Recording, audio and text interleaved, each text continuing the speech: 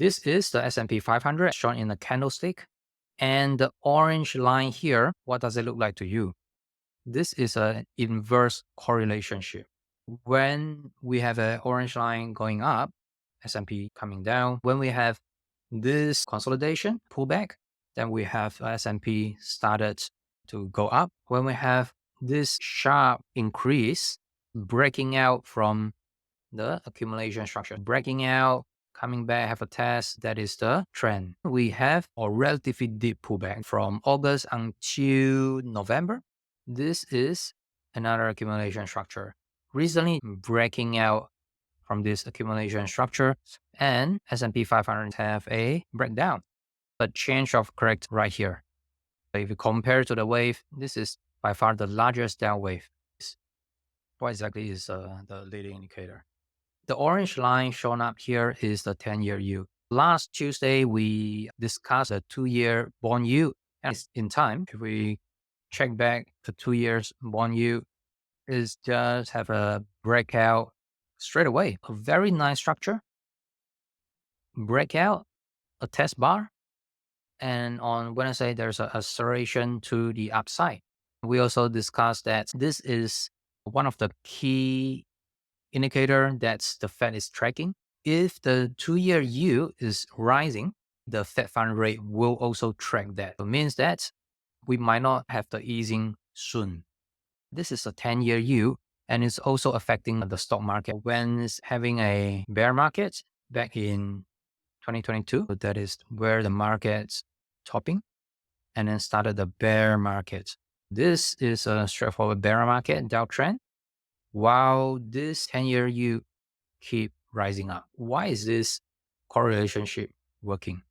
Because this bear market's major trigger is inflation. That's why it is working. When we compare the chart, we need to look at some of the background as well. If the bear market isn't triggered by the inflation, it doesn't have to work like this chart perfectly.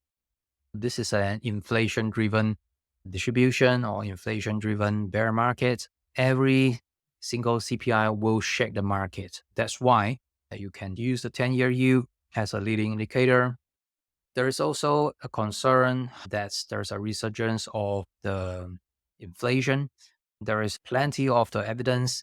For example, crude oil is rising, copper is rising, gold is rising. Plenty of the commodity starts to rally up. In terms of the data, the CPI also reflected last week. When we have the 10-year yield going up, higher high, higher low throughout, and going into this pullback mode, is a reaccumulation structure. That's tally up with the bottoming process of the stock market. The S&P builds a bottom, accumulation structure right there. Even though it keep rising, the accumulation structure in the S&P 500 has already completed. This is a reaccumulation structure.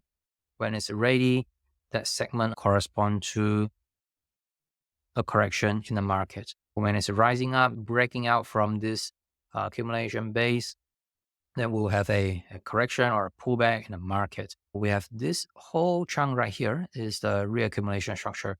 Recently breaking out from this little W or the cup and handle type pattern and started to rally up. Then we have this S&P 500 breakdown. The 10-year yield seems like going to test the previous high. There is still some room to go up. That will put some pressure to the S&P.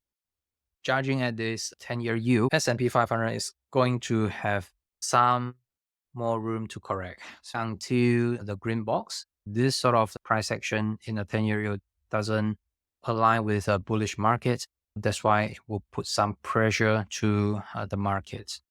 If you want to catch my latest videos, click on the subscribe button and the bell right now so that you get instant notification once I upload my latest video. If you want to check out my online courses, go to tradeprecise.com to find out how to profit consistently from any market without using complex indicator or understanding any financial statement, no matter you are trading or investing.